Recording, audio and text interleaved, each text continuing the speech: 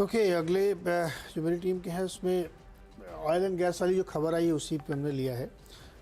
तो इसमें मुझे सबसे इम्पोर्टेंट लगा कि डीजल पे जो विंडफॉल था वो 50 पैसे ही कर दिया उन्होंने, ₹2.5 से घटा के पर लीटर।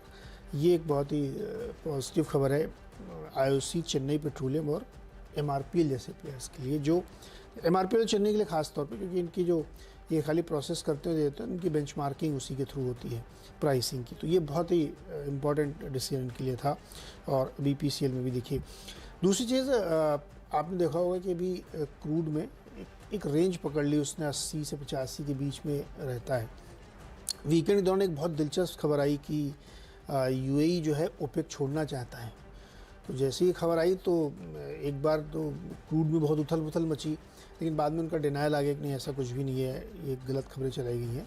तो फिर वो स्टेबल हुआ, लेकिन अभी भी 2% बढ़ के आया है। तो दूसरा एक मुझे लगता है कि चाइना ने जो अपनी ग्रोथ का प्रोजेक्शन रखा है 5%, वो लोअर एंड ऑफ एक्सपेक्टेशन है। तो उसकी वजह से जो बहुत बम्पर तेज़ी की उम्मीद लगा रहे थे वैसी शायद ना हो। तो क्रूड भी एक रेंज में रहेगा और ये ड्यूटी टैक्स कटने की वजह से इसको काफ़ी फ़ायदा हो सकता है इन चारों कंपनियों को। तो मेरे 4 मैंने रखे हैं ऑयल मार्केटिंग कंपनीज़ में, तो ये ग्रीन में रहेंगे।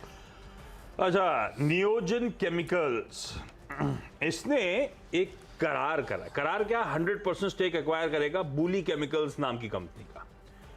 बूली केमिकल्स दरअसल लिवेंट नाम की कंपनी का इंडियन आर्म है। USA based one of the global leaders हैं स्पेशल लिथियम टेक्नोलॉजी के। उनका इंडियन आर्म एक्वायर करने जा रहे हैं, 100% स्टेक एक्वायर करेंगे और ये एन ब्यूटाइल लिथियम जो है उसको मैन्युफैक्चर करने की टेक्नोलॉजी फिर ओन करेंगे।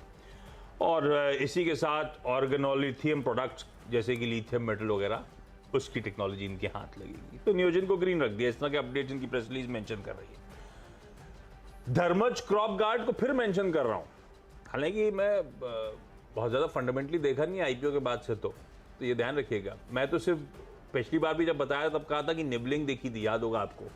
तब मैंने कहा था 1 प्रमोटर, उसके बाद देखा था 4 प्रमोटर्स की तरफ से निबलिंग के नंबर्स आए थे एक ही दिन में। ऐसे ही इस वीकेंड भी आए, एक प्रमोटर का आया पहले, फिर उसके बाद दूसरा प्रमोटर का अपडेट आया। एक ने कुल मिलाकर 50-60 हज़ार शेयर्स एक्चुअली दोनों प्रमोटर से फिर एक्वायर करें।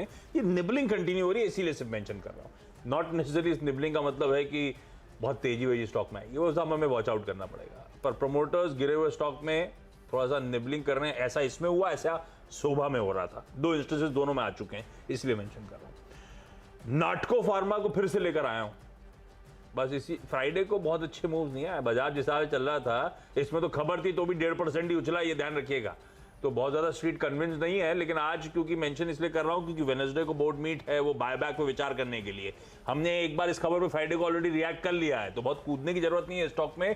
वॉच आउट करिए, लेकिन आज के सेशन में हो सकता है वेडनेसडे के उस बैठक से पहले थोड़ा सा ट्रैक्शन मोमेंटम पिकअप। साइड में बैठे वॉच आउट करें। अगर फ्राइडे को स्ट्रेट को एंजॉय कर रहे हैं तो ग्रिप में आएगा, शायद आ जाओ।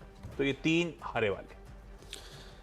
ओके अगले 2-4 मैं बताया। अगले में एक HAL है जिसमें एक IT का रिफंड ऑर्डर इनको मिला है। 2012-13 काफ़ी पुराना ऑर्डर था वो, 700 करोड़ का है। तो एक सेंटीमेंट पॉजिटिव हो सकता है यहाँ पे, इसको ध्यान में रख सकते हैं। पावर ग्रिड, इन्होंने भी छत्तीसगढ़ में 2-3 बिड्स जीत ली हैं और इनको LOI मिल गया है मार्च 2 तारीख को। मुझे लगता है कि इसमें भी एक रुझान हो सकता है, लेकिन ये ध्यान रखिए क्योंकि सब बहुत बड़े बड़े स्टॉक हैं, इसमें ज़रूरी नहीं कि कोई बहुत मोमेंटम आए, लेकिन स्क्रीन पे आप इसको रख सकते हैं। तो HAL और power grid 5th and 6th। छोटा सा एक ब्रेक के बाद अगले 4 स्टॉक्स।